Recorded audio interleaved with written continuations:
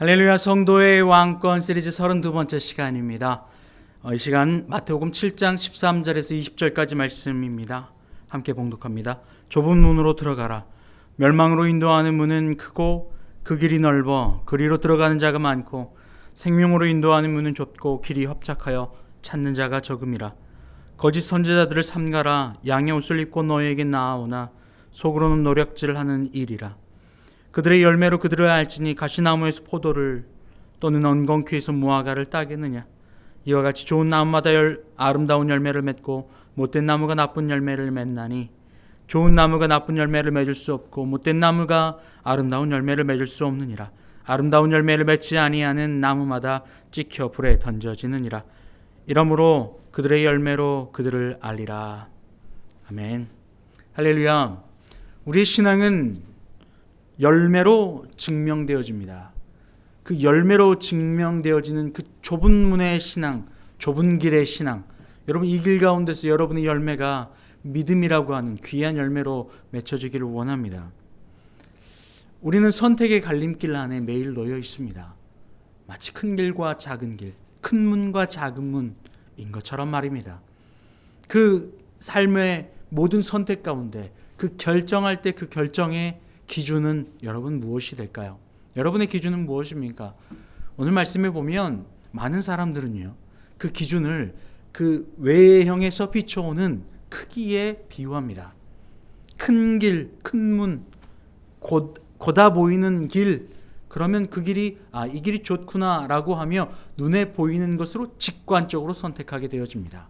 바로 오감으로 다가오는 그 느낌과 감정과 오감으로 느껴지는 그 오감으로, 그 감각으로 바로 그것을 결정합니다. 이 오감은 육신에 속해 있습니다. 그런데 오늘 말씀에는요, 그 오감이라고 하는 육신의 우리의 겉사람의 기준 말고 다른 어떤 선택해야 될 기준을 제시하고 있습니다. 겉으로는 큰 길, 좋은 길, 넓은 길이 아주 좋은 길 같아 보여서 그 길을 선택한대요. 그것을 결정하는 그 기준은 철저히 겉사람이라고 하는 오감입니다. 그런데 말씀은요, 좁은 길로 들어가라고 말씀하고 있습니다. 오히려 그 오감이, 겉사람이 보이는 것이 좋아 보이는 것이 아닌 오히려 그 반대 영역을 선택하라고 말하고 있죠. 오감을 거스르는 일입니다. 겉사람의 감각을 거스르는 일입니다. 세상의 가치관을 거스르는 길입니다. 정반대되어지는 길이죠. 그리고 그 길은요, 어떤 길이래요? 그 길 가운데 찾는 자는 적지만 그곳 가운데 생명으로 인도한다라고 말입니다. 생명의 반대말은 죽음이죠. 그러면 그 많은 사람들이 선택하는 그 오감으로 선택되어지는, 겉사람으로 선택되어지는, 세상의 기준으로 선택되어지는 그 길은 죽음의 길이고, 오히려 그 길이 아닌 다른 길이 생명의 길이다라고 말하고 있습니다. 여러분, 눈에 보여지는 그것이 좋은 길이라면 그게 당연히 좋은 결과를 얻을 거라고 하면 당연히 그 길을 따라가면 될 것입니다. 이것이 세상의 이치고 세상의 방법입니다. 그러나 예수 그리스도는요, 우리에게 그 길이 아니야 라고 가르쳐 주는 거예요. 세상의 방법과는 전혀 다른 길이야. 모든 사람이 가는 그 방향과 그들의 가치관과는 다른 길이야. 여러분, 우리의 신앙은요, 전혀 다른 방향의 말을 하고 있습니다.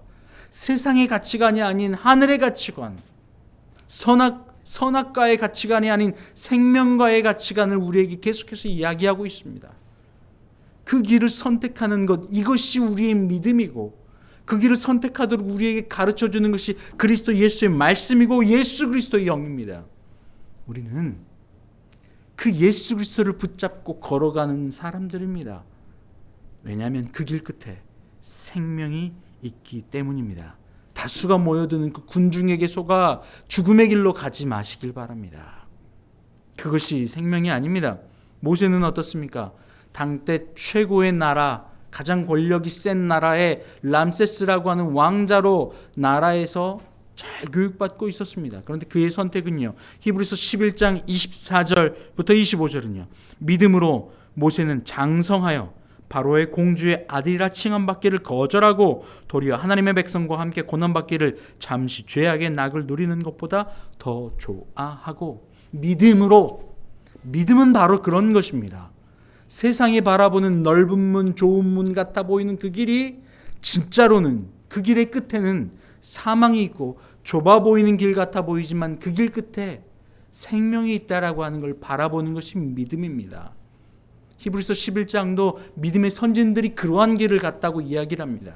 실상을 바라보는 것이고 가짜, 짝퉁을 바라보면서 그 길이 아니구나라고 깨닫게 되어지는 거예요. 성경은 예수 그리스도는 계속해서 우리에게 진짜의 길을 가르쳐주고 말씀하고 있습니다. 그것을 바라보게 하는 것, 바로 이것이 말씀이고 우리를 가이드하는 거예요. 왜 그럴까요? 가짜는요, 넓은 문은요, 그 오감은요, 좋아 보이지만 그것이 가짜라고 말하고 있기 때문이죠.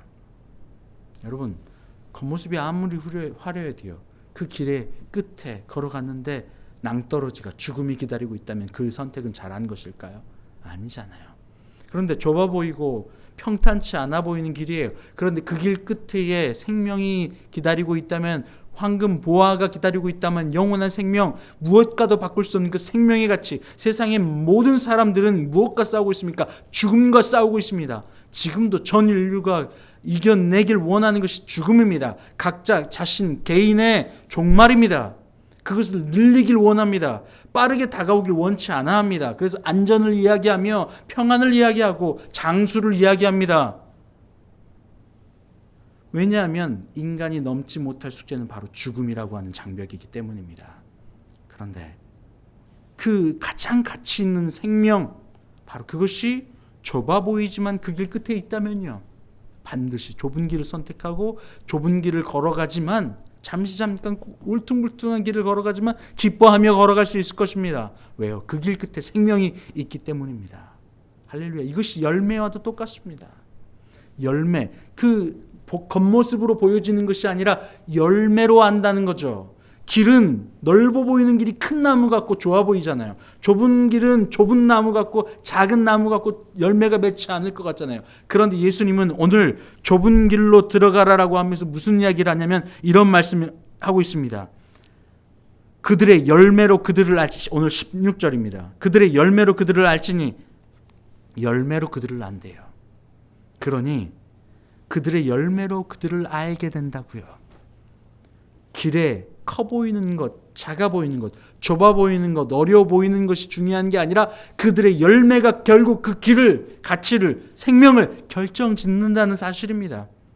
할렐루야. 그런데 큰 길과 넓은 길과 좁은 길과 어려운 길을 뭐로 판단하는 거예요? 그들의 열매가 아니라 겉모습으로 판단한다는 거예요. 예수님께서 제자들과 함께 걸어가시다가 나무 한 그루를 보셨습니다. 마가복음 11장 13절 14절 말씀입니다. 멀리서 잎사귀 있는 한 무화과 나무를 보시고 혹 그 나무에 무엇이 있을까 가셨더니 가서 보신즉 잎사귀 외에 아무것도 없더라. 이는 무화과의 때가 아님이라. 예수께서 나무에게 말씀하여 이르시되 이제부터 영원토록 사람이 내게서 열매를 따 먹지 못하리라 하시니 제자들이 이를 듣더라. 멀리서 봤는데 무성한 잎사귀에 무화과 나무가 있었어요. 그런데요, 아직 열매가 없었습니다. 예수님의 관점은 그거였어요. 열매가 있느냐 없느냐, 열매로 그 나무를 알게 된다는 사실입니다. 열매 말입니다. 그 길이 아닙니다. 그 길을 걷는 이유는 무엇입니까? 그 길 끝에 있는 목적지에 다다르기 위해서가 아닙니까? 그 목적지가 바로 열매라는 사실이에요. 그 열매로 그 길의 가치가 정해지는 겁니다. 트레저 헌터, 인디아나 존스 영화 많이 나왔죠. 그 어려운 길을 갑니다. 막 정글을 헤치고 지나가기도 하고 지하 어두운 동굴로 들어가기도 합니다. 때로는 높은 절벽 위를 기어오르기도 합니다. 어려운 길이죠. 그런데 그렇게 가는 이유가 무엇이죠? 결국 그 길 끝에 있는 가장 가치 있는 보화, 금은 보석을 얻기 위해서 아닙니까? 우리도 마찬가지입니다. 그러니 그 좁은 길이라 할지라도 그 길 끝에 진짜 값어치 있는 생명이 있다면 그것을 얻기 위해 가는 그 길이 좋은 길인 거예요. 그런데 아무리 잘 닦아진 길이라고 넓은 길이지만 그 길 끝에 죽음이 기다리고 있다면 그 길은 절대 가서는 아니 되는 길이 아닙니까? 좋지 않은 길이죠.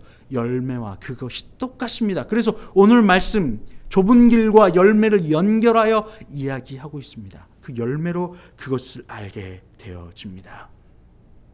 열매는 무엇으로 설명합니까? 누가복음 6장 45절 말씀. 선한 사람은 마음에 쌓은 선에서 선을 내고 악한 자는 그 쌓은 악에서 악을 내나니 이는 마음에 가득한 것이 입으로 말함이라. 입으로 나오는 그 말이 열매가 되는 거예요. 그런데 그 열매는요, 그냥 맺혀지는 겁니까? 아닙니다. 결국엔 그 나무에서 맺혀지는 열매는요, 뿌리부터 시작되어지는 겁니다. 뿌리가 얼마나 깊게 내려져 있느냐, 줄기에서 얼마나 많은 뿌리로부터 영양분을 끌어올릴 수 있느냐, 이거예요. 잎이 많고 화려하고 크다고 좋은 것이 아닙니다. 열매가 맺어지느냐는 거예요. 그것이 좋은 나무입니다. 우리 안에 쌓은 것이 좋은 열매여야 해요. 좋은 영양분이어야 해요. 생명이어야 해요. 예수 그리스도의 생명이어야 해요. 그래야 그 열매가 우리로부터 맺혀지는 겁니다. 그리고 그 나무의 열매로 말미암아 그들을 알게 된다. 믿음이다 라고 이야기하는 거죠. 생명이다 라고 이야기하는 겁니다. 할렐루야. 그 열매는요, 요한복음 15장 5절 말씀에 나는 포도나무요 너희는 가지라. 그가 내 안에 내가 그 안에 거하면 사람이 열매를 많이 맺나니 나를 떠나서는 너희가 아무것도 할 수 없음이라. 열매 맺는 방법에 대해서 예수 그리스도께서 정확하고 구체적으로 말씀하고 있습니다.